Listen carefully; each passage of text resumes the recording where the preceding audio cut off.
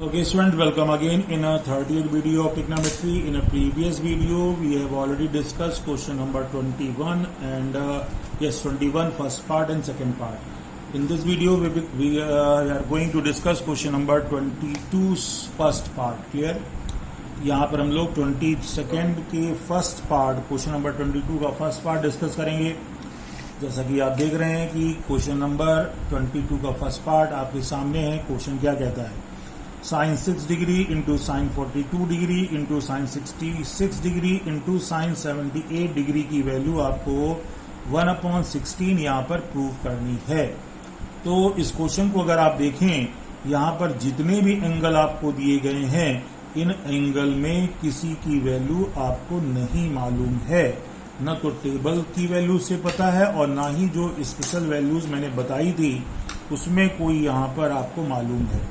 तो यहाँ पर इस तरह के क्वेश्चन को करने के लिए हम लोग, चूंकि यहाँ सब मल्टीप्लिकेशन में है, प्रोडक्ट रूल का यूज कर सकते हैं। प्रोडक्ट रूल में आपको याद होगा 2 sin a sin b, 2 cos a cos b, ये सब प्रोडक्ट रूल आपको पीछे बताए गए थे पिछली एक्सरसाइज में।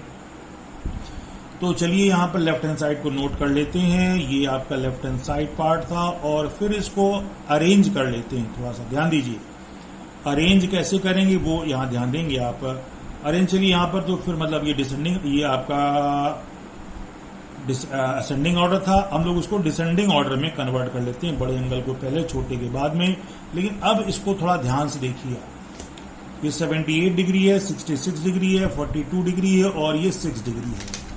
अब यहाँ पर हम लोग जो सोच रहे हैं, जैसा कि पहले बताया था कि हम लोग प्रोडक्ट फार्मूला लगाएंगे। मतलब प्रोडक्ट में क्या होता है? 2 sin a sin b। तो एक बात आपको बता दें, 2 sin a sin b का जो फार्मूला था वो होता है cos a minus b minus cos a plus b। Correct? ये फार्मूला होता है 2 sin a sin b cos a minus b cos a plus b। तो कहने का मतलब a और b ये दो एंगल हैं सब्ट्रैक्शन में यहाँ और यहाँ एडिशन में। यहाँ पर अगर आप लोग देखें, यहाँ पर हमारे पास 1 2 3 4 ट्रिग्नोमेट्रिकल फंक्शन जो हैं वो मल्टीप्लिकेशन में हैं। तो दिक्कत ये है कि किन दो को हम एक ब्रैकेट में रखें, क्योंकि अगर हम ये फार्मूला यहाँ पर अप्लाई करेंगे तो दो ट्रिग्नोमेट्रिकल फंक्शंस को या दो ट्रिग्नोमेट्रिकल रेशियो को एक साथ रखना है। तो इन चार में से किन दो को एक साथ रखें? तो ध्यान दीजिए, ऐसे दो को रखेंगे कि जिनको ऐड करने पर और सब्ट्रैक्ट करने पर ऐसी वैल्यू आए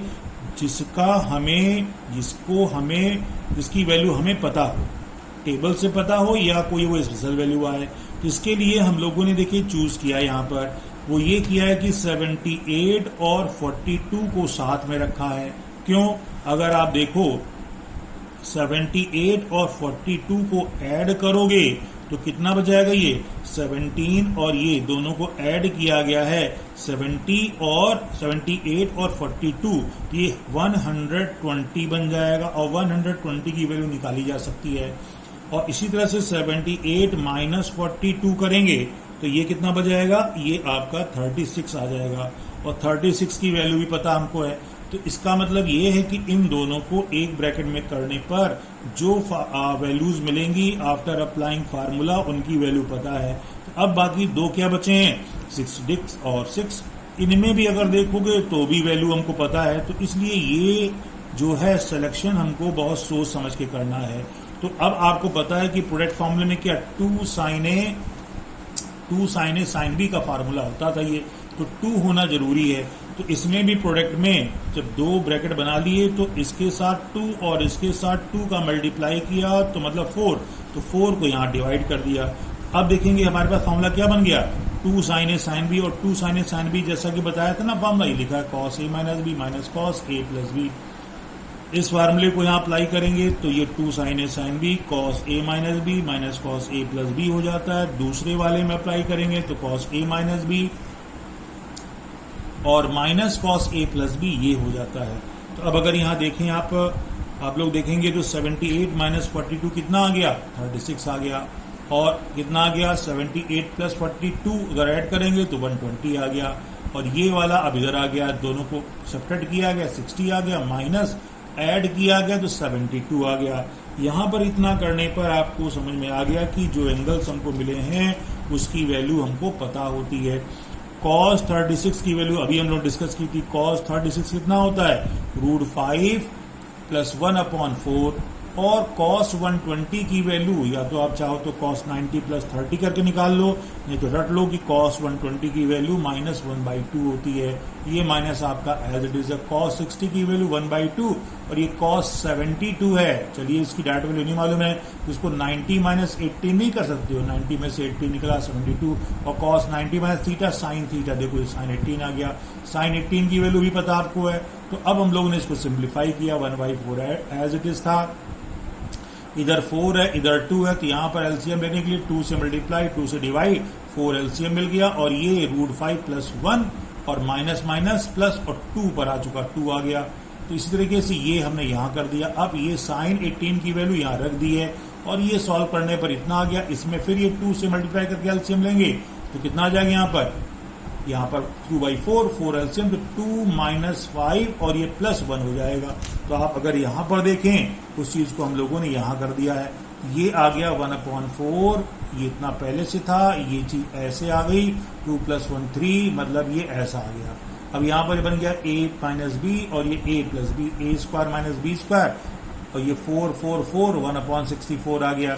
1/64 ऊपर देखेंगे तो क्या हो जाएगा, a - b a² - b², तो 9 - 5 4 4/64, 1/16, 1/16 क्या था, यही आपका राइट हैंड साइड आपको यहाँ पर प्रूव करना था इस क्वेश्चन में। तो आपने देखा यहाँ पर राइट हैंड साइड में जो वैल्यू थी वो प्रूव हो जाती है। ये एक इंपॉर्टेंट क्वेश्चन था 22 का फर्स्ट पार्ट। इसी तरीके से 22 का सेकेंड पार्ट है। सेकेंड पार्ट की आपको बुक में हिंट भी दी गई है, तो उसका यूज करके आप लोग कर सकते हैं। मैं तो कहूंगा कि हिंट का आप यूज न करें, अपना दिमाग दौड़ाएं, और न समझ में आए तब हिंट को देखें। तो चलिए इसी सीक्वेंस में एक और क्वेश्चन डिस्कस करते हैं। 20 अभी हमने आपको 22 बताया है, 23 24 बाकी जो क्वेश्चन बचे उनको करने का तरीका यही है जो मैं बताने जा रहा हूं। अगर इसको आप अच्छे से समझेंगे तो बाकी बचे हुए क्वेश्चंस को आप लगा लेंगे, करेक्ट। तो चलिए देखते हैं इस क्वेश्चन को कैसे इसको सॉल्व करते हैं। 25th क्वेश्चन क्या कहता है, ये भी एक इंपॉर्टेंट क्वेश्चन है, अक्सर टेस्ट में पूछा जाता है, तो इसको आप अच्छे से कर लेंगे। क्वेश्चन कह रहा है find the value of sin x/2, cos x/2 and tan x/2 if, दो पार्ट हैं, पहला पार्ट बता रहे हैं।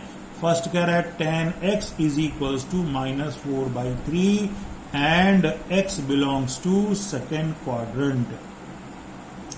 का मतलब ये हुआ कि जो ये tan के साथ x है, ये जो x एंगल है इसकी वैल्यू सेकेंड क्वाड्रेंट में है, और tan x की वैल्यू -4/3 दी गई है, और इसके हेल्प से sin x/2, cos x/2 और tan x/2 की वैल्यू यहां पर निकालनी है। ये आप देखें एंगल x है और ये x/2 इसका हाफ एंगल है, इसका हाफ एंगल है, करेक्ट। ये चीज तो हाफ एंगल जब यहां पर लग रहा है तो आपको ये समझ में आ गया होगा कि हाफ एंगल फार्मूले का यूज करना पड़ सकता है। चलिए तो यहां पर सॉल्यूशन में देखते हैं गिवन क्या है। गिवन जो है tan x की वैल्यू -4/3 है। मैं एक आपको तरीका बता दूं, अगर आप 25th के सेकेंड पार्ट को देखेंगे, इसका 25th का इसका दो पार्ट थे, सेकेंड पार्ट जब देखेंगे तो वहां पर cos x की वैल्यू दी गई है। तो मैं एक तरीका जो बता रहा हूं इसी तरीके को फॉलो करो, वैसे तरीके तो बहुत सारे हैं। वो तरीका ये है कि आपको जैसे यहाँ tan x की वैल्यू दी गई है या साइन या कोई भी रेशियो यहाँ पर दिया होता तो आप इसको कन्वर्ट कर लो cos में। किसमें? cos में। ये tan है ना, तो tan थीटा होता है perpendicular upon base, perpendicular upon base होता है। और अब हम अगर ट्रायंगुलर मेथड से बात करें तो ये परपेंडिकुलर अपॉन बेस आ गया, हाइपोटेनियस की वैल्यू 5 आएगी अगर सॉल्व करें। क्लियर? अब चूंकि x कहाँ है, x जो लाई करता है सेकेंड क्वाड्रेंट में, तो अब हमने क्या बोला था, हमें cos चाहिए, तो cos थीटा जो होता है वो बेस अपॉन हाइपोटेनियस, तो बेस अपॉन हाइपोटेनियस आ गया। लेकिन x चूंकि सेकेंड में है, सेकेंड में cos नेगेटिव होता है, इसलिए यहां -b लगा दिया गया। और इसीलिए tan भी माइनस में दिया था, क्योंकि सेकंड में tan भी नेगेटिव, सेकंड क्वाड्रेंट में tan की वैल्यू भी नेगेटिव होती है। तो देखा आपने, मैंने cos x की वैल्यू निकाल दी। तो मैंने आपको क्या बताया, ये जो वैल्यू है चाहे tan में दी हो, चाहे sin में दी हुई, चाहे cot में दी हो, चाहे sec में दी हो, चाहे cosec में दी हो, हम किसकी वैल्यू, cos की वैल्यू निकाल लेंगे। निकालिए ना, एक ही तरीका सबसे अच्छा आपका है, इससे आप सब निकाल सकते हैं। तो अब यहाँ cos x पता है, अब आप क्या करोगे, हाफ एंगल फार्मूले का यूज करोगे cos 2 थीटा का। तो cos 2 थीटा, अगर हम cos 2 थीटा को cos थीटा मान लें तो cos x का जो फार्मूला था, याद करिए 1 - 2 sin स्क्वायर x/2 एक फार्मूला था, और एक ये तो साइन में cos में भी था। वैसे 4 फार्मूले होते थे, हम केवल इन दोनों फार्मूले का यूज करेंगे। तो cos x की वैल्यू यहां पर होती है 1 - 2 sin स्क्वायर x/2। अब देखिए हमें क्या निकालना था, हमें ये x दिया गया है और x/2 की वैल्यू चाहिए। तो ये जो रिलेशन है cos x और x/2 में है, इससे हम sin x/2 निकालेंगे। ठीक है, इसको इधर ट्रांसफर करो और इसको इधर ले जाओ, तो क्या हो जाएगा sin स्क्वायर x/2। तो 1 इधर आएगा माइनस cos x, और ये 2 नीचे जाएगा, तो इतना आ गया। अब स्क्वायर को हटाओगे तो प्लस माइनस के साथ अंडर रूट ये लग जाएगा। बात समझ आ गई ना। ये तो हो गई पहली, हमने sin स्क्वायर x/2 की ये वैल्यू निकाली। और इसी तरीके से cos x का ये एक फार्मूला था, हाफ एंगल फार्मूला। उसी तरह से cos x की एक दूसरा फार्मूला होता क्या, 2 cos स्क्वायर x/2 - 1। इससे हम cos x/2 की वैल्यू निकालेंगे, 1 को इधर भेजेंगे तो प्लस हो जाएगा, 2 को नीचे ऐसा, और स्क्वायर हटाएंगे तो प्लस माइनस ये आपका आ जाएगा। करेक्ट। देखा आपने, sin x/2 और cos x/2 की वैल्यू आ गई, लेकिन अभी इनके साथ प्लस माइनस दोनों लगे हैं। अब सवाल उठता है कि हम प्लस लेके आगे सॉल्व करेंगे कि माइनस लेके करेंगे या दोनों लेकर करेंगे। ये डिपेंड करता है कि x/2 किस क्वाड्रेंट में लाई करता है। जैसा कि ऊपर अभी आपने देखा cos x जो था सेकंड क्वाड्रेंट में था, तो cos x की वैल्यू नेगेटिव आ गई। तो अब हम ये पता करते हैं कि x/2 जो है वो किस क्वाड्रेंट में लाई करता है।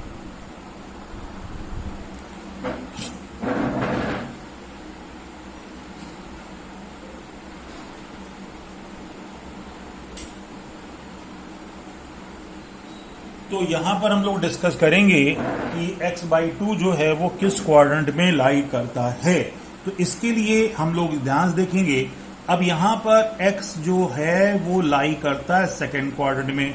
सेकंड क्वाड्रेंट कौन होता, अगर आप ध्यान से देखें, ये सेकंड क्वाड्रेंट है। यहां पर 90 होता था और यहां क्या था, यहां 180 था, नहीं था। तो 90 और 180 के बीच में ये सेकंड क्वाड्रेंट था। तो सेकंड क्वाड्रेंट में क्या खास होती है, सेकंड में जो x की वैल्यू होती है वो छोटी होगी 180 से और 90 से बड़ी होगी। ये होता नहीं होता।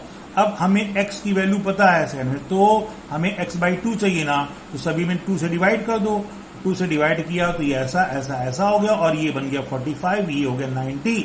तो x/2 अगर देखो 90 से छोटा है और 45 से बड़ा है, तो 90 से छोटा 45 तो इसमें आएगा ना, 90 से छोटा और 45 बड़ा।